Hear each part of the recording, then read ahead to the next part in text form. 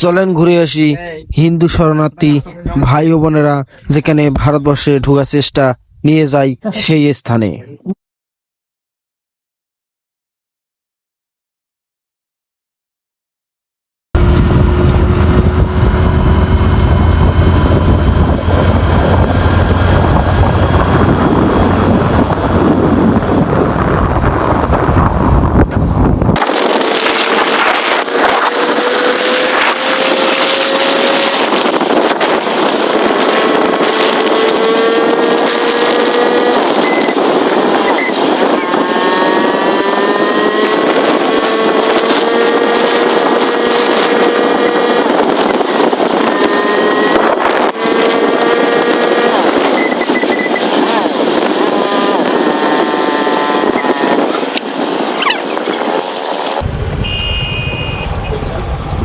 মাই god, কি অপরূপ সৌন্দর্যময় এই গ্রামের দৃশ্য দেখে আমি খুবই মুগ্ধ ও খুব খুব খুশি।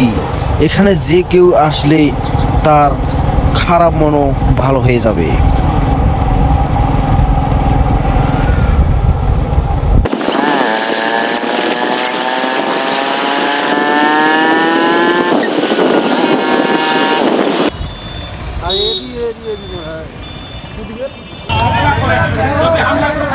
ভাই একটা সাইলেন্ট হন,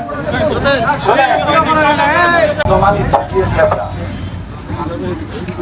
এটা একটা আরেক পক্ষ বলতে ভাই কোথায় যাচ্ছেন বলতেছে ওইখান থেকে গুজব ছড়ছে যে 100 কোটি হিন্দুকে 1 কোটি হিন্দুকে নেওয়া হবে, যাদের ভূমিহীন যারা ওইখানে তাদেরকে বসত বাড়ি করে দেওয়া হবে এবং আইডি কার্ড চেয়েছে তার সঙ্গে 100 করে টাকা যদি হয় যেভাবে যাচ্ছেন এখানে তো কয়েক কোটি টাকা হবে। আবার আরেক পক্ষ বলতেছে ওইখানে একটা প্রতি বছর একটা মেলা হয় কিন্তু ধামে, তাই না? আচ্ছা, এটা সম্পূর্ণটা গুজব, সম্পূর্ণ গুজব। আমি বলছি এখানে যারা রয়েছেন, একটা সরকার যখন পরিবর্তন হয়, সরকার পরিবর্তন দীর্ঘদিনের প্রথম দিন সারা বাংলাদেশে একটু তাণ্ডব হয়েছে, অরাজকতা হয়েছে, মুসলমানদের উপরও হয়েছে, মানে যারা আওয়ামী লীগ পরিবারে যারা, এটা হয়েছে কার উপরে? যারা দলীয় নেতা কর্মী, সভাপতি, সেক্রেটারি, সাংগঠনিক এইরকম। কিন্তু সাধারণ, আমি কিন্তু চেয়ারম্যান হিসেবে বলছি, চেয়ারম্যান আমি ইউনিয়নের, আমি সারা রাত 4 দিন থেকে ঘুমাই না, হিন্দু পরিবারের বাসায় ঘুরে ঘুরে আমার ইউনিয়নে শুনে শুধু আওয়ামী লীগের, কৃষক লীগের সভাপতির বাড়ি ছাড়া একটা হিন্দু বাড়িতে যদি কেউ বলতে পারে যে একটা হিন্দুকে পিটিয়েছে, কারো বাড়িতে আগুন দিয়েছে, একটা বাড়ি ছাড়া কোনো বাড়ি বের করে দিতে পারবে না। আচ্ছা, এটা হয়েছে যারা কৃষক লীগের সভাপতি হিসাবে, লিডার একজন থাকে, হিন্দু বাড়ির একজন লিডার,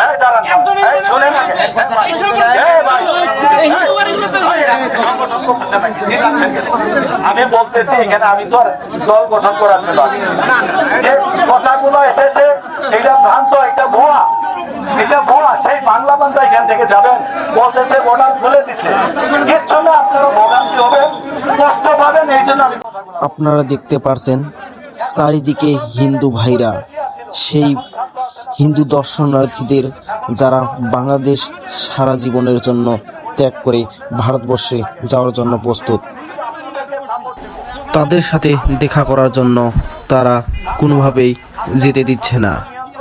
এনারা মনে করতেছে এই হিন্দু ভাইরা ভারতেই চলে যাবে।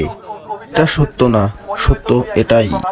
তাদের সাথে দেখা করার জন্য তারা কি পরিস্থিতিতে রয়েছে, বাংলাদেশ বিজিবি সেনারা এবং মুসলিম ভাইরা ও চেয়ারম্যান মহোদয় কোনো মতেই জনসাধারণকে প্রবেশ করতে দিচ্ছে না।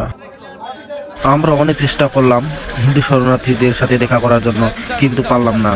রাস্তায় মোড়ে মোড়ে স্থানীয় মুসলিম ভাইরা পথে বাধা দিচ্ছে। যারা হিন্দু ভাই আছেন আদাব, কেউ কথা বলবেন না।